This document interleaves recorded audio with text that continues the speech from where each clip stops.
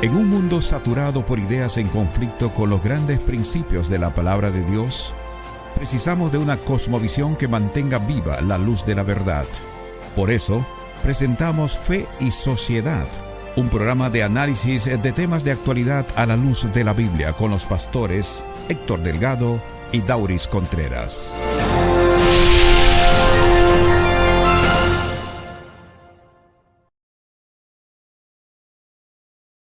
Bienvenidos amigos a esta nueva entrega de su programa Fe y Sociedad. Como siempre es un inmenso placer enviar un afectuoso saludo a todos los fieles oyentes de Radio Esperanza New York y también a todos los amigos que nos siguen a través de los diferentes medios sociales.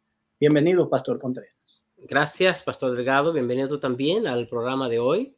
Estamos contentos de poder presentarles a ustedes la discusión para el tema de hoy y de verdad que les agradecemos su gentileza de acompañarnos.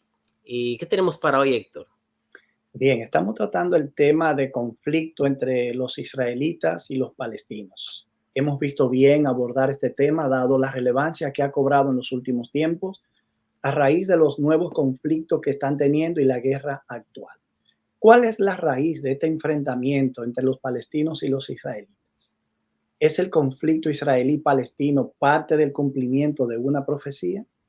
Y otra pregunta relevante quizás sería, ¿ocupa Israel un lugar en el cumplimiento de los eventos finales?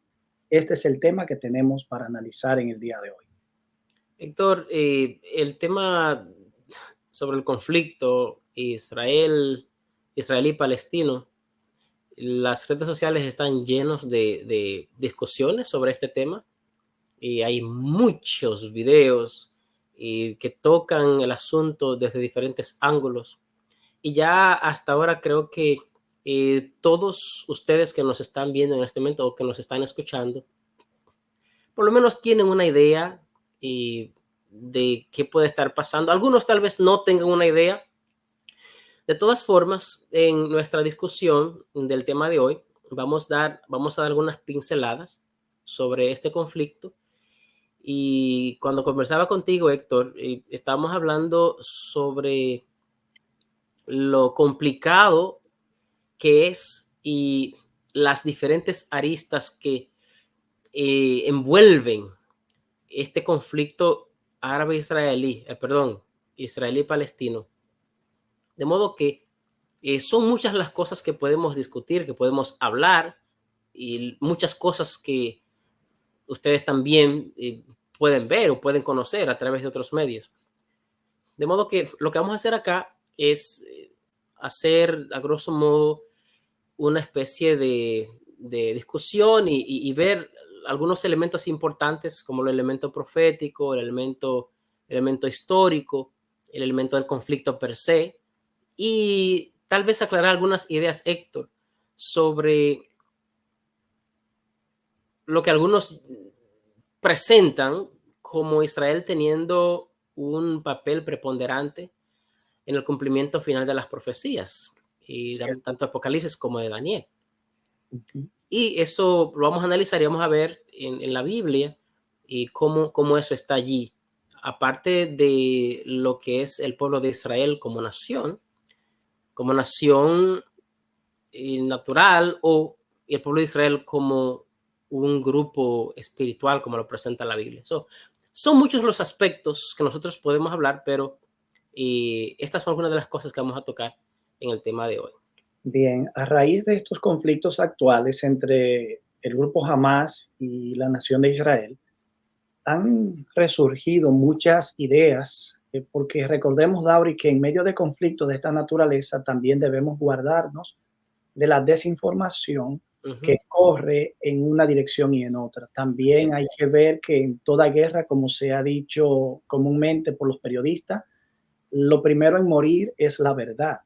Así que cada pueblo, cada lado, cada bando tiene una narrativa con la que justifica su proceder.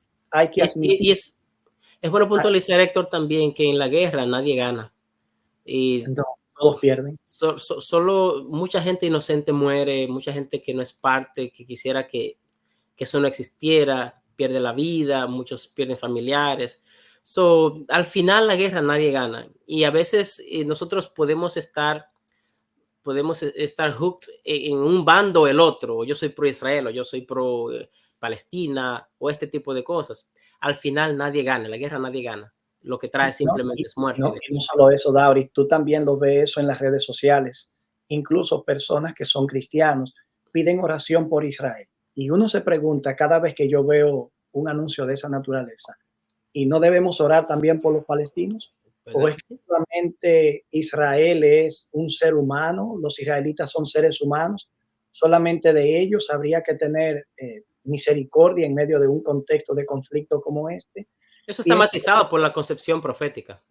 naturalmente, y es que muchas personas ven a Israel como el pueblo de Dios. Ujú. Y dentro del mundo cristiano, que generalmente se concibe esto, cuando eso es así, quien ve a Israel envuelto en una guerra, lo que ve es al pueblo de Dios intentando ser destruido por otra nación. Sí, eso es Pero lo correcto. cierto es que debemos aplicar el principio de manera correcta. La Biblia, por ejemplo, nos dice a nosotros que oremos por la paz que debe haber en el mundo, porque Así en medio de esa paz está nuestra paz y así podemos vivir sosegada y quietamente en la sociedad.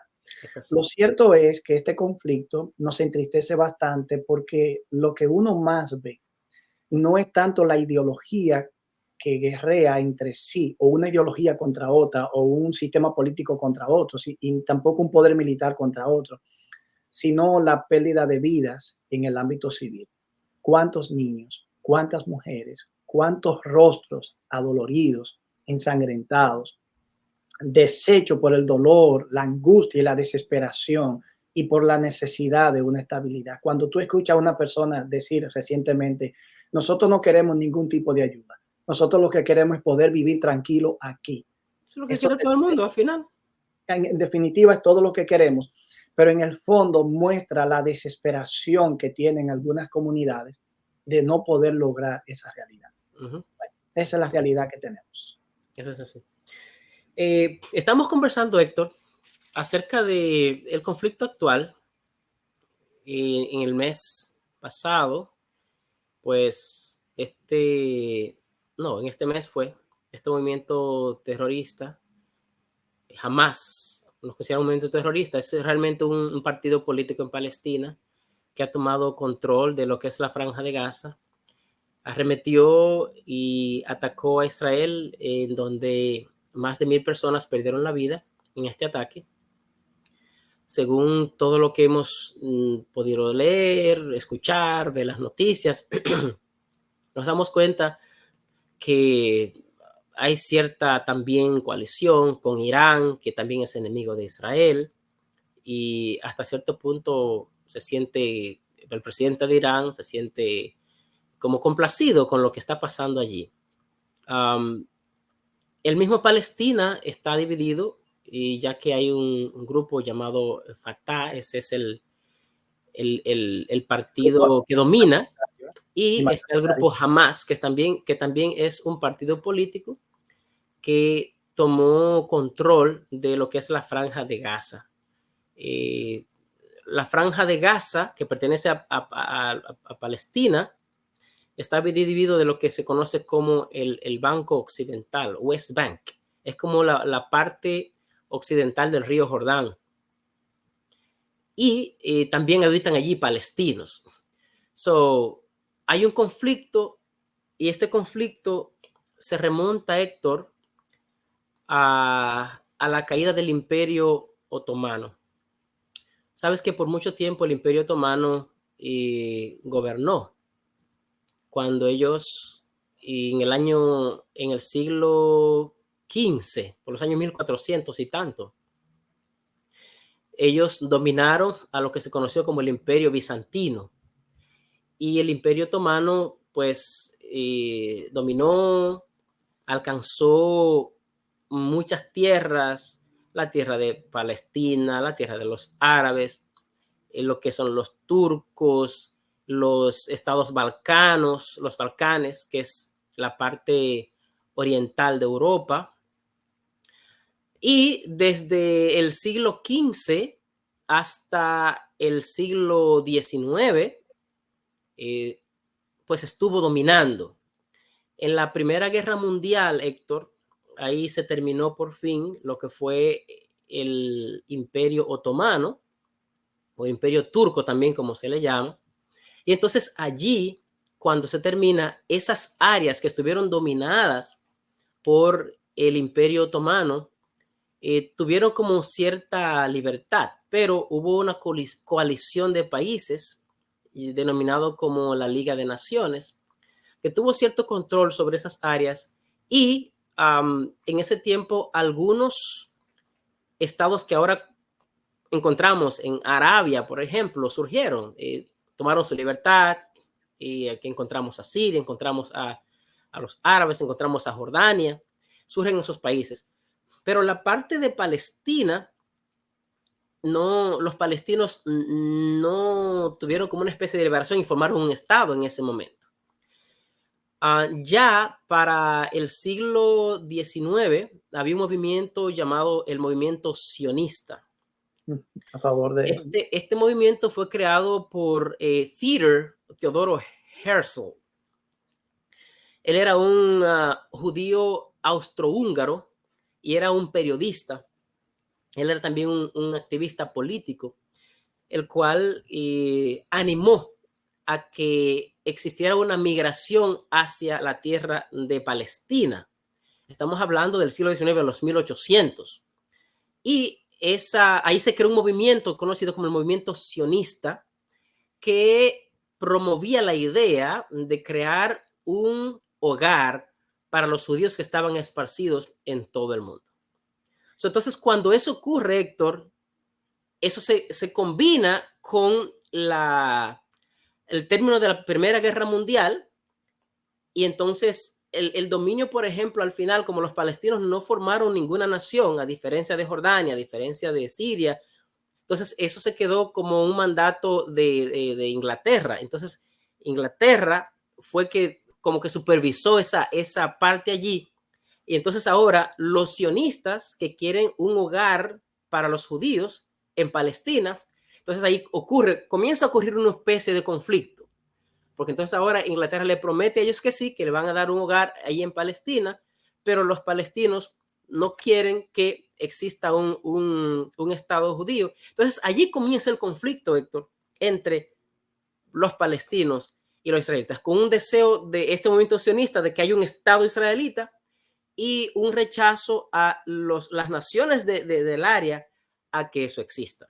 Bien, cabe decir, Dauri, que cuando se menciona Hamas y Fatah, los dos partidos que se disputan el dominio político en Palestina, en esta parte donde ellos habitan, es bueno destacar que Hamas precisamente toma la posición más extrema. Uh-huh. Suele ocurrir que los movimientos de corte radical o de que se denominan extremistas, lo que procuran lograr es el mismo resultado de los partidos que son más políticos en el discurso. Claro. El problema está en que de pronto asumen la idea de que debe lograrse a corto plazo algo que a largo plazo no se ha podido lograr. Uh-huh. En ese caso particular, la única alternativa es tomar las armas y empuñar los movimientos extremos de ataques terroristas. Claro. Yendo a esa parte de Israel que finalmente a través del sionismo logra a largo plazo conseguir lo que es el actual y moderno Estado de Israel en 1948, cabe decir que es precisamente a partir de la Segunda Guerra Mundial que los israelitas nadie quería como acogerlo. Entonces ellos se sienten entre la espada y la pared, nos persiguen por este lado, nos aniquilan por este. Tenemos problemas aquí y allá. Cuando queremos que alguien nos acoja, de pronto nadie quiere acogernos. Quizás por razones que ahora uno no puede explicar, pero eso ocurrió. De manera que el movimiento sionista originalmente tenía un interés puramente político, proveer a corto o a largo plazo que Israel llegara a tener un territorio donde estar y ser reconocido como una nación. Perfecto. Bueno, hemos llegado al momento de una pausa. Vamos a ir a esta pausa e inmediatamente retornamos para continuar analizando nuestro tema de hoy. Adelante. Estás escuchando Fe y Sociedad, un programa de análisis de temas de actualidad a la luz de la Biblia.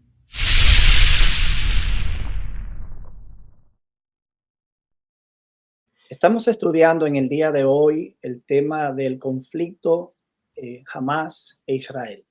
Hemos llegado a este punto no sobre un vacío. Ya abordaremos algo en un momentito más adelante respecto a eso. Y esta idea precisamente ya le ha causado al secretario general de la ONU un tremendo conflicto con la nación de Israel también. Un conflicto ahora político y de discurso. Sin embargo, estamos analizando que no ha habido manera de que exista paz en esta región a raíz de los últimos acuerdos que se han hecho, y no ha habido manera tampoco de que los palestinos y los israelitas se pongan de acuerdo. Lo cierto es que errores serios se han cometido, tanto de un lugar hacia el otro como de Israel hacia los palestinos, y de igual manera de los palestinos hacia los israelitas. Es importante, Héctor, también demarcar acá que para el final de la Primera Guerra Mundial, el Estado de Israel no se forma, pero tampoco se forma el Estado palestino. Como ya dijimos, estaba allí supervisado por Inglaterra, pero con esa migración judía que hubo en Palestina, hubo muchos conflictos de ambas partes, al punto que Inglaterra no pudo controlar y pasó el asunto a la naciente Naciones Unidas ya después de la Segunda Guerra Mundial. Estamos hablando, la Primera Guerra Mundial, surgieron varias naciones árabes. Estamos hablando de los 1917, 1920, allí. La Segunda Guerra Mundial, que termina en el año 1945, entonces surge entonces que Inglaterra le da el conflicto, se lo pasa a la naciente Naciones Unidas. Entonces se crea, Héctor, se toma una decisión de que se parta el lugar y que existan dos estados, un estado de Israel y un estado de Palestina. Desafortunadamente no se opusieron, los palestinos se opusieron a esto. Algunas de las cosas que algunos historiadores dicen es porque a ellos no se le tomó en cuenta cuando se hizo esta reunión para hacer esto. El punto es que al final no se aceptó. Hubo lo que se conoce como una guerra árabe-israelí y para ese tiempo, y después hubo otra guerra en el año 1967 que se conoce como la Guerra de 6 días, en cuya guerra Israel pues tomó control no solamente de la parte donde ellos estaban, sino que tomó control de la parte occidental, de la Franja de Gaza, incluso de Sinaí, de la parte que era de Egipto, y la parte este de Jerusalén, todo Jerusalén. Cuando el proceso de partición era que habrían dos estados y que la ciudad de Jerusalén pues sería internacionalizada. Y todo esto, Héctor, respondía al hecho de que en esa área de Jerusalén, bueno, parte de eso respondía que en esa área de Jerusalén, pues estamos hablando que hay lugares sagrados tanto para los árabes, judíos y cristianos también. De alguna manera, esa parte tuvo cierta influencia. El asunto es que en la Guerra de los 6 días, Israel toma control de toda esa área y después va cediendo la parte de Egipto, pues le cedió el Sinaí. Esa es precisamente la razón que trae como consecuencia la guerra del Yom Kippur de 1973.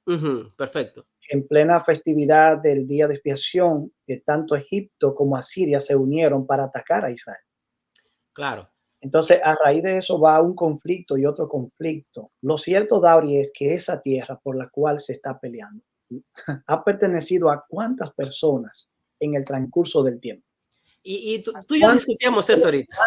¿A cuántas naciones? Por ejemplo, se sabe que la tierra de Israel, esta tierra donde Israel está actualmente, desde los albores mismos de la civilización está en disputa. La letanía de imperios y de reinos que gobernaron abarcan los pueblos más importantes de Occidente y de Oriente Próximo. Tenemos los egipcios, los cananeos, los israelitas, los filisteos, los griegos, finalmente después los judíos, luego entonces los romanos, luego viene el imperio bizantino, luego aparecen los árabes, están también bajo el control de los cruzados, luego vienen los mongoles, los otomanos, los británicos, que finalmente, no pudiendo lidiar con el desgaste que ya tenían militarmente después de la Segunda Guerra Mundial, no pudiendo lidiar con las situaciones que se daban allí y con los árabes, decidieron pasar esta situación a las Naciones Unidas. Y como tú mismo dijiste, allí se propuso la creación de dos estados. Dauri, pero que eso es lo más inteligente que puede ocurrir. Yo puedo estar a favor de Israel en contra de los palestinos o a favor de los palestinos y en contra de Israel. Pero si tenemos la presencia de estas dos comunidades, estos dos pueblos allí, ¿no parece lógico que lo ideal sería dividir esto para ambos? Claro, claro, esa sería la parte lógica. El asunto es, Héctor, que ¿a quién pertenece la tierra realmente? ¿De quién es la tierra donde está Palestina e Israel? ¿De quién la conquista? Tú y yo estamos hablando de eso fuera de cámara y decíamos que precisamente eso, ¿a quién pertenece la tierra? Bueno, a quien la conquista. Ya tú mencionaste los diferentes poderes que a través de la historia dominaron la tierra donde están los palestinos y donde está Israel. Y en cada periodo, quien tomaba el control del lugar de él era la tierra. A menos que quienes estuvieran allí se rebelaran y dijeran, no, esa tierra es nuestra, y se mantuvieran con propiedad de sus tierras. Cuando vemos el conflicto entre Israel y Palestina, ya nosotros mencionamos el movimiento sionista, cómo se propuso de que haya un hogar para los judíos en la tierra de Israel. Y a través de asentamientos agrícolas y a través de migración de otros lugares donde estaban, poco a poco fueron tomando cierto poder. Y cuando hubo esa idea de la partición, le convenía a ellos porque finalmente ya legalmente podemos tener un estado. Pero la otra facción no quería que eso ocurriera. ¿A quién pertenece la tierra realmente? Los cristianos han adjudicado, bueno, esa tierra siempre ha sido de Israel y por tal razón hay que devolver la tierra de Israel por un asunto que se entiende de profecía. Y claro, yo no estoy diciendo ni estamos diciendo si la tierra le pertenece al uno, al otro, pero ya después de tantos conflictos que ha habido, la guerra no es la solución. La continuación del conflicto no es la solución. La solución sería que busquemos la paz de alguna manera. Para eso está la diplomacia, para eso existe ¿verdad? Los diferentes estamentos posibles para que haya la paz. Pero la paz no puede existir cuando los líderes que gobiernan las naciones toman decisiones extremas y no juegan limpio, Dauris. Claro, pensemos, por ejemplo, desde la aparición de Netanyahu en la política, cuando primero estaba como líder de la oposición en 1993 al 96, ya se perfilaba como una persona que estaba en contra del establecimiento de un Estado palestino. Luego pasa a ser primer ministro, luego vuelve a la oposición, luego pasa en el 2009 a ser primer ministro, luego pasa a la oposición otra vez y vuelve a ser ahora reelegido primer ministro en el 2022. Entonces, es interesante saber que durante su última campaña electoral, Netanyahu abandonó públicamente el compromiso más que cuestionable con la solución de los dos estados para el conflicto. Sus declaraciones en contra de un posible estado palestino indispusieron incluso aún más a Estados Unidos y a gran parte de la comunidad internacional, que de hecho Estados Unidos ha sido aliado en cada guerra que Israel ha librado. Y en esta decisión que Netanyahu tomó, se indispuso incluso a Estados Unidos, que ha sido su aliado y que ahora de hecho lo está apoyando otra vez. Así que Netanyahu declaró que en su último gobierno de coalición con la derecha, él no iba a dejar de ampliar los asentamientos judíos, asentamientos que en algún momento por ministros anteriores fueron desalojados para mantener la paz. Algo que aquí sale a relucir es que no es posible ganar en todo. Netanyahu está siendo alimentado por extremistas de derecha dentro de su propio pueblo y esos no tienen intenciones de negociar nada. No quieren a los palestinos en esa área. Y aunque los palestinos de pronto no quieran a los judíos tampoco en el área, hay que decir la realidad. Y ¿sabes, Dauri?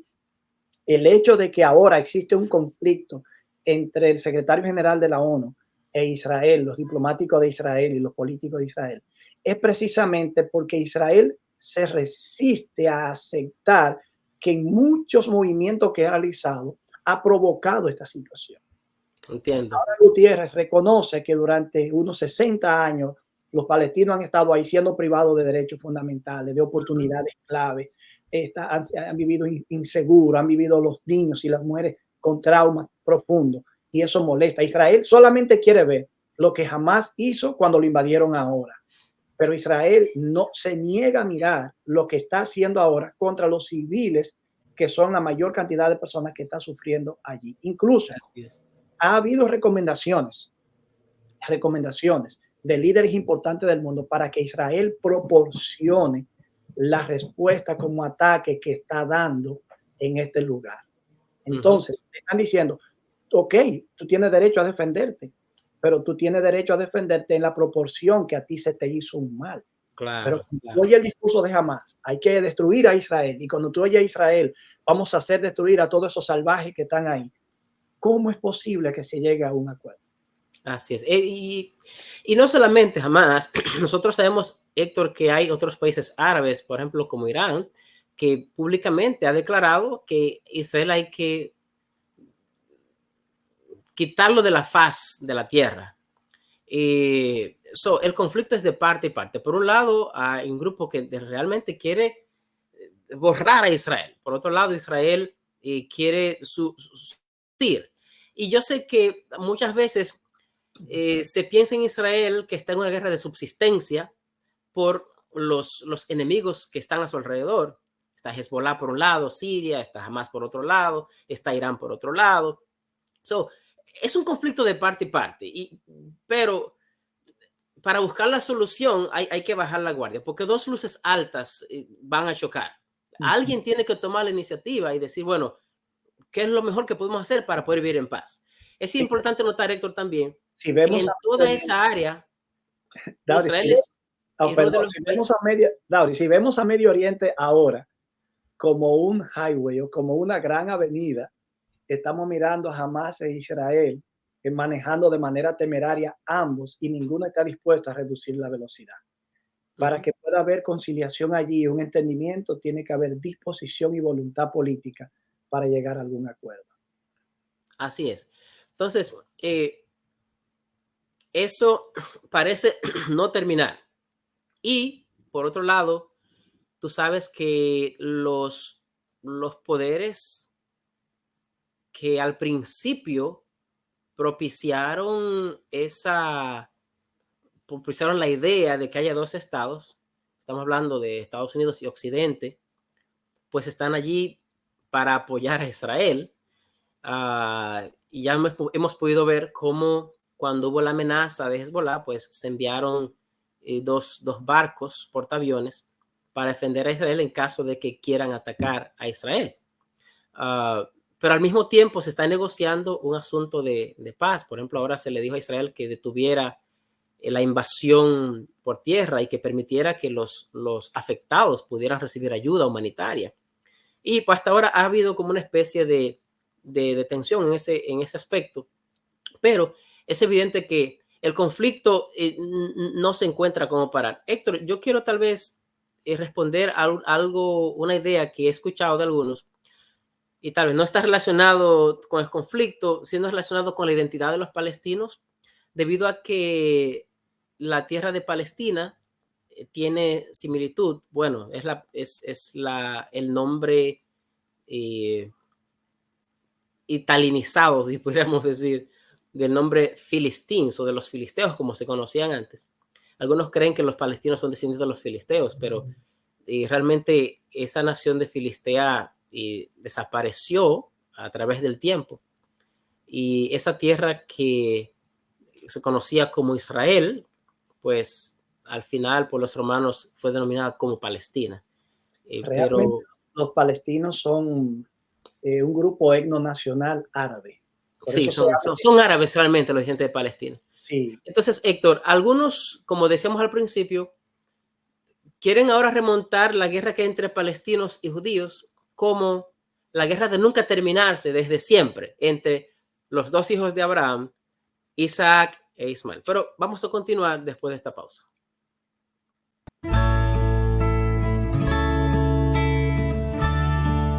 Amados, amémonos unos a otros, porque el amor es de Dios. Todo aquel que ama es nacido de Dios y conoce a Dios. El que no ama no ha conocido a Dios, porque Dios es amor. En esto se mostró el amor de Dios para con nosotros, en que Dios envió a su Hijo unigénito al mundo para que vivamos por Él. En esto consiste el amor, no en que nosotros hayamos amado a Dios, sino en que Él nos amó a nosotros y envió a su Hijo en propiciación por nuestros pecados. Amados, si Dios nos ha amado así, debemos también nosotros amarnos unos a otros. Primera de Juan, capítulo 4, versículos 7 al 11.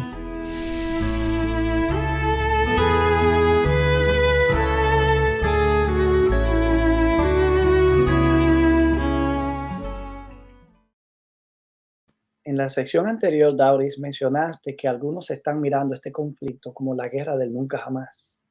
Pero también conversamos fuera de cámara sobre la falacia de esta declaración. Lo cierto es que no hay como muchas razones para ser optimista cuando tú ves la naturaleza del conflicto y las amenazas que se están haciendo. Pero si pensamos en que, por ejemplo, Alemania es un aliado de Israel ahora, uno se pregunta, ¿es posible conciliar sí o no? ¿Qué pasado no une a Israel con Alemania? Pasado terrible. ¿Qué pasado no une a Japón con Estados Unidos y son aliados en la región? Claro. Así que nosotros, aparte de que mirando la naturaleza del conflicto, no somos muy optimistas a corto plazo quizás de una posible solución pacífica. Lo cierto es que quienes hoy pueden ser enemigos atroces, pueden ser aliados muy convenientes mañana. De manera que también hay motivos y razones para alentar la esperanza de que en algún momento los conflictos que ahora inundan esta región, en algún momento puedan ceder paso a una solución pacífica del mismo. Así es. Esta conversación, Héctor, hemos visto desde el punto de vista político y una especie de... Hemos presentado el conflicto desde el punto de vista político, desde el punto de vista social, desde el punto de vista sociopolítico. Ahora bien, Héctor, me llama la atención en el aspecto ya religioso, el hecho de que las naciones que existían en la antigüedad, dígase los filisteos, especialmente en esa área, los filisteos, los moabitas, los amonitas, los edomitas, los asirios que fueron traídos a la parte norte de Israel, dejaron de existir como nación. Y en el año 135, 135, cuando fueron expulsados los judíos de Jerusalén y de Judea por los romanos, termina la nación judía como nación. Su existencia nacional. Pero permanece como un grupo unido, que aunque estén diseminados por todo el mundo, sigue manteniendo las mismas costumbres, sigue manteniendo ese clan familiar que no se separa ninguna otra. Y me llama la atención de cómo después de 2000 años se crea otra vez algo conocido como el Estado de Israel. Algunos ven en esto, Héctor, cumplimiento de una profecía, más que simplemente un movimiento político o resultado de asuntos políticos. Algunos me dicen, bueno, hay algo de profecía aquí, porque ¿cómo es posible que después de 2000 años una nación pueda otra vez ser nación? Cuando lo que hemos visto es que las naciones que han pasado a través de los tiempos han dejado de existir como nación y se forman nuevas naciones. Entonces, ¿cómo nosotros explicar este fenómeno? ¿Será que realmente Israel es parte de la profecía bíblica? ¿Será que realmente el pueblo de Israel sigue siendo el pueblo elegido de Dios y Dios tiene un propósito con ellos todavía en nuestra historia moderna? Me gustaría volver un poquito atrás, David. Cuando mencionaste los aspectos políticos, sociales o profecía, lo cierto es que no podemos desligar el elemento profético. Hay por lo menos tres aspectos básicos fundamentales: el social, el político y el ideológico. Y esos elementos se conjugan y a veces interactúan mutuamente o internamente cuando una nación está surgiendo o cuando una nación está desapareciendo. Pensemos, por ejemplo, cuando Israel estaba cautivo en Babilonia para el siglo VI antes de Cristo. Siglo VII, perdón, antes de Cristo. Siglo VI, sí, 586. Sí, Para sí. que Israel volviera hacia su tierra, tuvo Ciro que firmar un decreto. Y después tuvieron que firmarse 2 decretos más. Pero detrás de toda esa historia, como se encuentra en Esdras y en Nehemías, tú encuentras problemas sociales, problemas ideológicos, problemas de religión, pero también problemas políticos. De manera que las profecías se cumplen a través de toda esa circunstancia, en una coexistencia con todas esas circunstancias sociales, ideológicas, políticas y religiosas. Ahora, esta idea de ver a Israel como todavía el pueblo de Dios, como mayormente se ve en el mundo evangélico principalmente, es donde, digo yo, confluye el sionismo judío con el sionismo cristiano. Originalmente dijimos que el sionismo judío era solamente un movimiento político y de hecho todavía así permanece. Muchos críticos de Israel como el pueblo de Dios han dicho que el hecho de que el sionismo fue solamente algo político indica que no hay nada religioso o espiritual detrás de la formación del nuevo Estado de Israel. Sin embargo, hay que admitir que el dispensacionalismo dentro del mundo evangélico o protestante, como también se le llama, dio como resultado una interpretación escatológica, donde Israel ocupa un lugar importante dentro de los planes de Dios. Entonces, en ese sentido, surge también un sionismo cristiano que conecta y favorece el sionismo judío y ve en el actual Estado de Israel, el moderno Estado de Israel, un cumplimiento profético que establece no que la era mesiánica, como entendían algunos ortodoxos judíos, había comenzado o vaticinaba eso, sino que habíamos llegado a un tiempo del fin en el que el Cristo, según Lindsay, podía aparecer unos 40 años después del surgimiento del establecimiento o del establecimiento del moderno Estado de Israel. Así que todas las ideas van como confluyendo en esa dirección. Así es. Ahora, Héctor, fuera de que Israel sea o no parte del movimiento del cumplimiento profético de los últimos días, los cuales nosotros vamos a analizar o vamos a ver un poco ahora, no es menos cierto que Israel es como nación, queda, Héctor, como un testimonio de la parte de la veracidad que nosotros encontramos en la palabra de Dios. Es cierto. Israel queda como un testimonio de la historia sagrada. Así es. Si nosotros, por ejemplo, hoy tenemos las escrituras, se debe a la nación de Israel. Los masoretas, por ejemplo, que pusieron fueron israelitas. De alguna manera, para mí, yo creo que en los planes de Dios, Israel todavía existe como nación y es un testimonio de la misma revelación divina. Fuera de que Israel tal vez, digamos, no sea parte de la profecía apocalíptica bíblica para los últimos tiempos, pero me parece a mí, tengo la impresión de que sí cumple esa función. Diríamos, vamos a aclarar un poquito quizás, Sí. que Israel existe dentro de los planes de Dios como nación, entiéndase como una nación más dentro de toda la que hay. Claro que sí. Ahora bien, de que Israel naturalmente conecta con un pasado que entra a la historia bíblica de lleno, es indiscutible. Claro. Pero nosotros sabemos que, y esto lo veremos más adelante, que lo que se conoce como Israel, el Israel de Dios ya a raíz de la luz del Nuevo Testamento, va mucho más allá de lo que es una nación política. Claro que sí. Ese elemento político queda diluido y lo que surge es una entidad espiritual que lleva el mismo nombre, pero que está conformado mucho más que por nacionales judíos. Eso es correcto. Tú mencionabas ahorita el surgimiento del interés de Israel entre los cristianos a partir de una teología dispensacionalista. ¿En qué consiste esa teología dispensacionalista, básicamente, Héctor? Bien, sí, gracias, Dauri. Es interesante saber que el dispensacionalismo es una forma de interpretar el programa divino y, y la escatología o los eventos finales que tienen que ver con las profecías de la Biblia.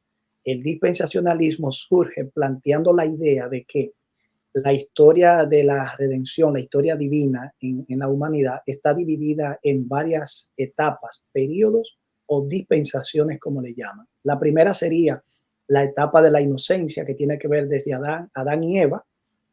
La segunda etapa sería la conciencia, desde Adán hasta Noé. La tercera estaría hablando del gobierno humano, desde Noé hasta Abraham. La cuarta sería la promesa, que se mueve desde Abraham hasta Moisés. La quinta es la ley, desde Moisés hasta la cruz. El periodo de la iglesia o la dispensación de la iglesia, desde Pentecostés hasta el milenio. Y finalmente la última dispensación es el reino milenial o los 1000 años de Apocalipsis 20.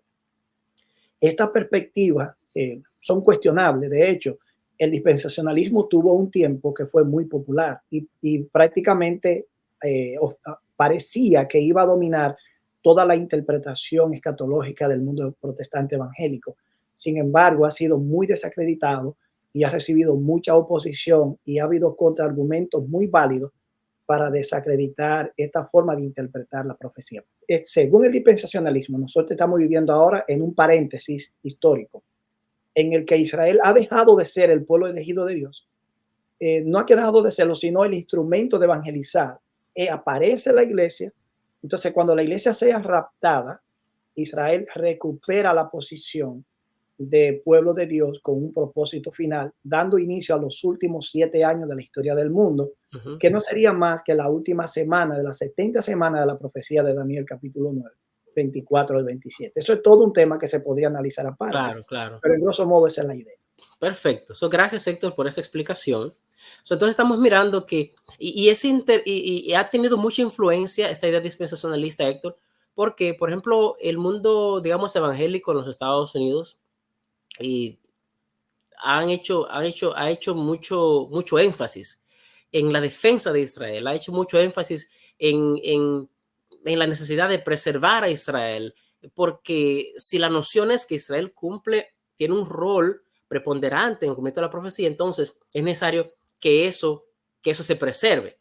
Tú decías ahorita que entonces había una confluencia entre el sionismo israelita y el sionismo cristiano. Por un lado, el sionismo israelita espera un Mesías, espera la reconstrucción del templo de Jerusalén, y cuando eso ocurra, entonces pues este Mesías pues va a venir y Israel va a ser restaurado. Entonces esa es la idea de Israel, ese es el anhelo de los israelitas. Y los judíos, por ejemplo, que son religiosos, hablamos de los ortodoxos, de los ultraortodoxos, y pues cada varón que nace es un potencial Mesías. Y esta idea mesiánica está desde los tiempos intertestamentarios, y cuando los profetas de Israel pues predecían, ¿verdad?, la venida de un Mesías, que al final Cristo vino, fue rechazado como el Mesías, y esa espera siempre estuvo allí, esa espera de ese Mesías siempre estuvo allí. Los levantamientos que hubo, las revoluciones contra Roma en los años hasta la destrucción de Jerusalén, y luego la última revolución que hubo con Bar Kokhba en el siglo II, eran precisamente esos deseos mesiánicos que existían. Ahora, al diseminarse todo el pueblo de Israel a través de todas las naciones, ahora con la creación de un Estado de Israel, esos deseos han regresado, esos anhelos mesiánicos han regresado otra vez, pero ahora han encontrado un aliado en el sionismo cristiano, que ahora también apoya la idea de que ellos van a tener un papel preponderante en el cumplimiento de las profecías de los eventos finales. Después de esta pausa vamos a volver a retomar esa idea, Dauris, porque eso ya nos va a ocupar la última parte del programa, y ahí hay algunos asuntos importantes que debemos destacar. Perfecto, adelante. Estás escuchando Fe y Sociedad, un programa de análisis de temas de actualidad a la luz de la Biblia.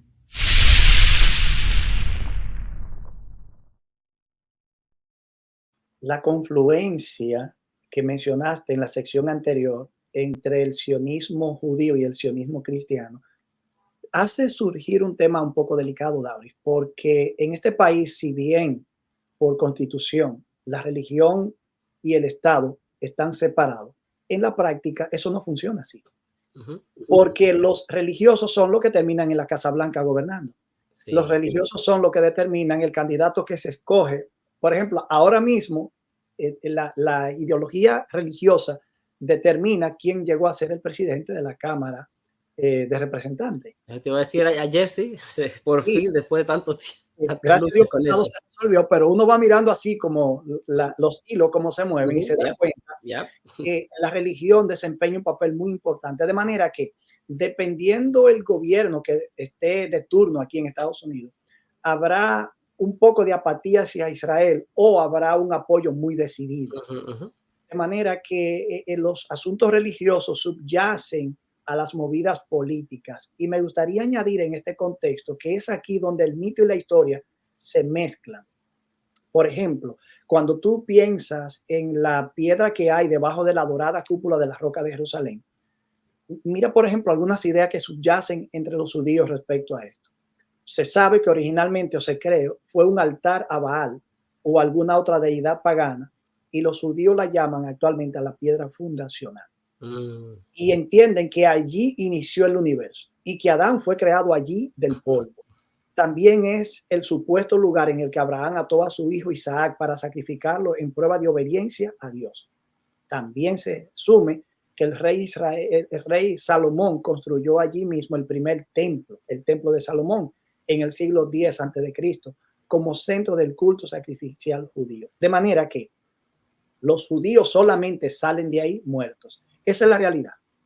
Pero también los intereses que otros movimientos religiosos puedan tener, que de alguna manera confluyen con ese lugar, están destinados a no renunciar nunca a ese interés. Quizás ahora y por eso se percibe como la guerra de nunca acabar, porque aquí no solamente hay diferencias ideológicas, también hay diferencias religiosas, y da lástima que sean grupos que comparten un antepasado común y una fe común, porque entre los palestinos hay muchísimos cristianos.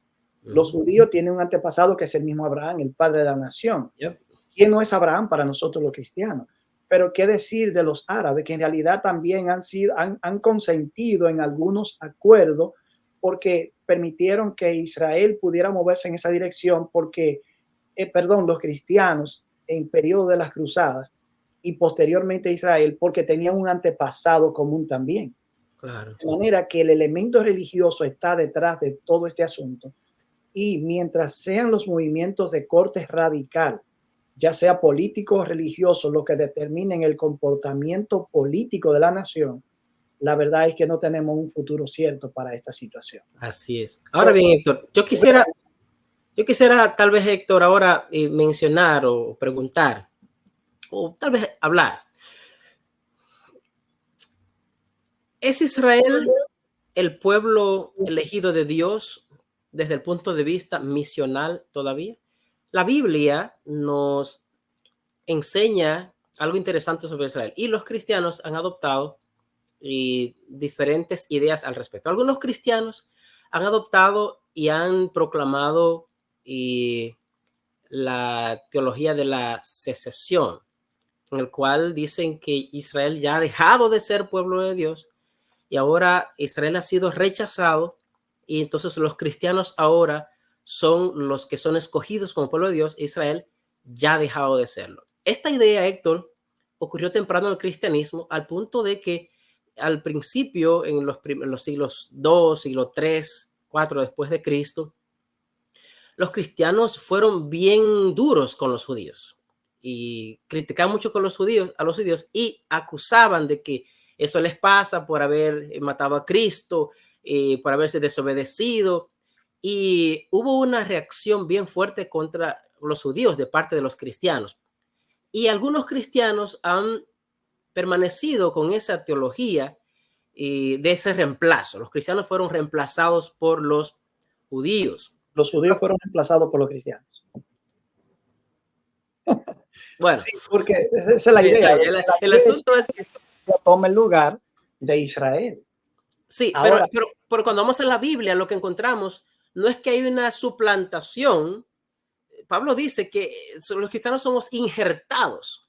Ahora bien, claro, desde el eso punto de también vista misional, lo que enseña Pablo es que ha habido de dos naciones, Dios ha hecho una sola.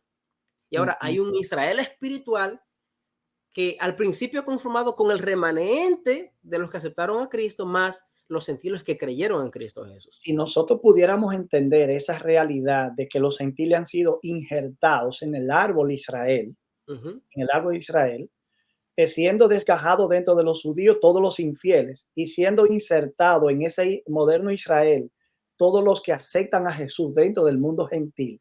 Si nosotros entendiéramos eso, en Israel no se estuviera peleando por la tierra. Ujú. Si entendiéramos eso, no existiera la teología dispensacionalista. No se hubiese puesto en suspenso a Israel, se introduce a la iglesia para luego sacar la iglesia e introducir nuevamente a Israel. Que de hecho, esas son teorías de reemplazo también, Ujú. aunque siguen viendo a Israel como pueblo de Dios. Ahora, Sí. hay que admitir que Cristo en una ocasión sí habló en Mateo 23 de que el reino de los cielos le sería quitado a ellos, le sería dado a otro pueblo que diera fruto de él.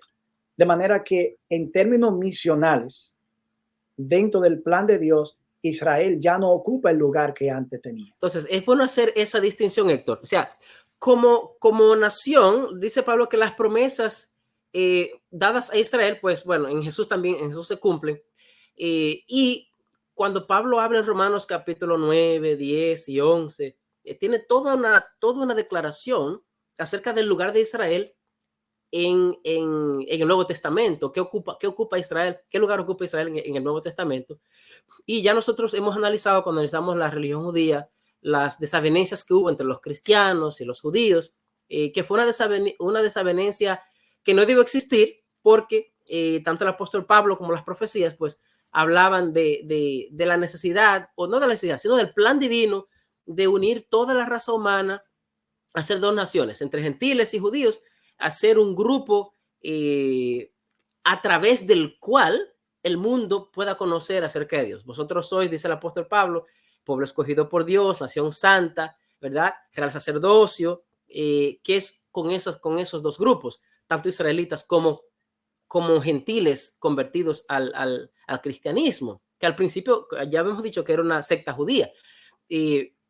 Pero eso es diferente, Héctor, a ver ahora Israel como el quien continúa eso y que al final va a tener ese lugar preponderante en la salvación de los seres humanos. Me gustaría añadir que cuando el dispensacionalismo, la idea de que Dios gobierna a través de periodos o dispensaciones, nos dice que Israel es el pueblo de Dios todavía, es porque basa la idea de un carácter irrevocable de las promesas que Dios hizo. Sin embargo, me gustaría añadir que yo no tengo inconveniente, en particular, yo he pensado esto de una y otra manera, he leído una cosa y otra, yo no tengo inconveniente en entender que las promesas que Dios hace tienen un carácter irrevocable, es decir, Dios prometió algo, eso se tiene que cumplir.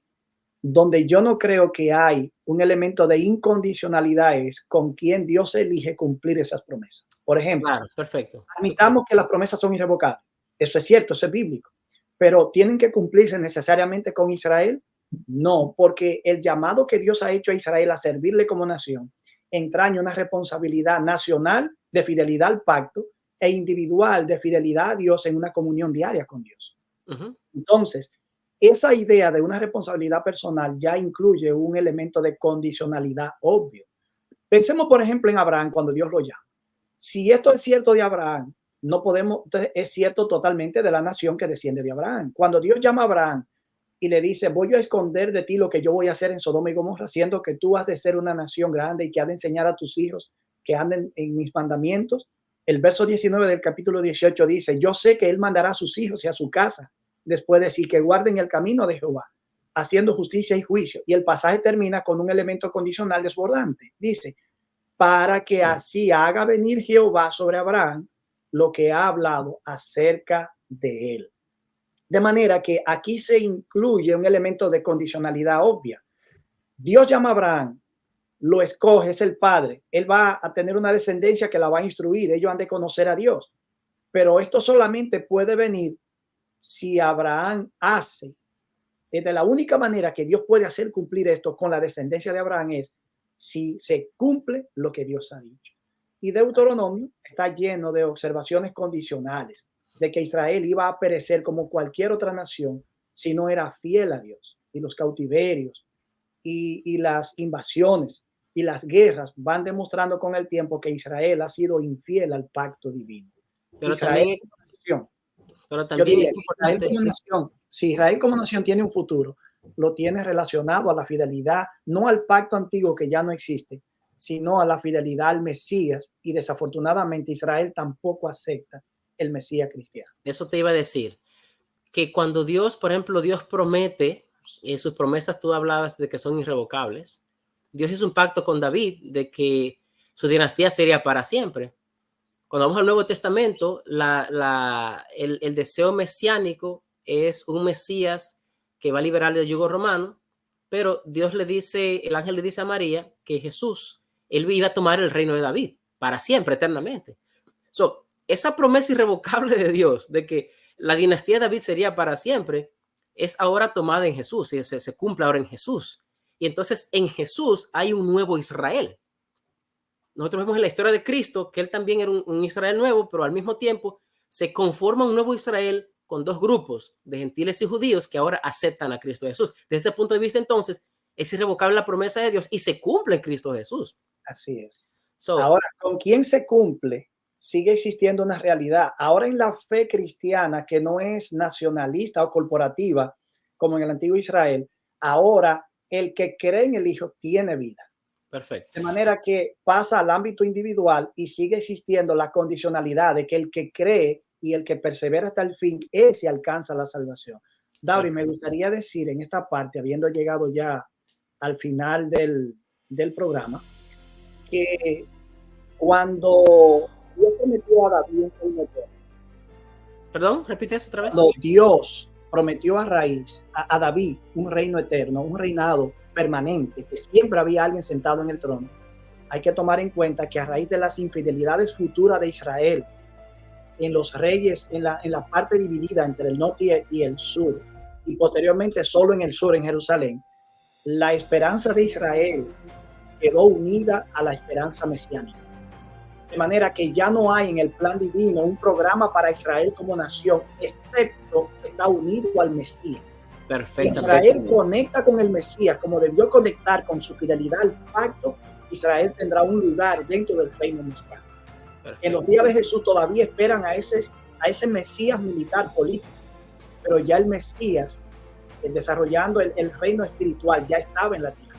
De manera que Israel no entiende el plan. ¿Quiénes forman parte del nuevo Israel que Cristo establece? En primer lugar, el verdadero Israel es Cristo. En el Antiguo Testamento, Israel era la vid, pero en el Nuevo Testamento, la vid verdadera es Cristo. De manera que el verdadero Israel es Cristo. Y todo lo que está unido a Cristo en fe es parte del moderno Israel. De manera que el nuevo Israel es los fieles israelitas y los creyentes que se unen por la fe del mundo. Así es. Bien, Héctor, hemos llegado ya al final de nuestro programa en el día de hoy. Esperamos que haya sido de bendición, mis queridos, para todos ustedes. Y que yo sé que hay muchas cosas que tal vez podríamos discutir, pero el tema es muy amplio. Pero estas lecciones están acá para que nosotros podamos tener una idea de más o menos por dónde anda la cosa. Al final, como decía Héctor, Cristo es quien nos une, y tanto los judíos como los gentiles, para ser salvos como nación, como individuos, Cristo es la persona que trae esa salvación. Cristo sería una solución definitiva para este conflicto, pero creemos que esa no será la opción a la cual se echará más. Así es. Los problemas políticos, los hombres no tienen otra manera de resolverlo que no sea a través de la política. Dios ha quedado muy fuera del espectro de acción de las naciones y de los seres humanos. Nuestro interés es que podamos entender que Cristo es el Mesías, el verdadero Israel, y que todo lo que está unido a él es un heredero junto con él y un verdadero israelita. Que Dios se le bendiga y hasta la próxima. Hasta la próxima. Hasta la próxima entrega. Que Dios te bendiga.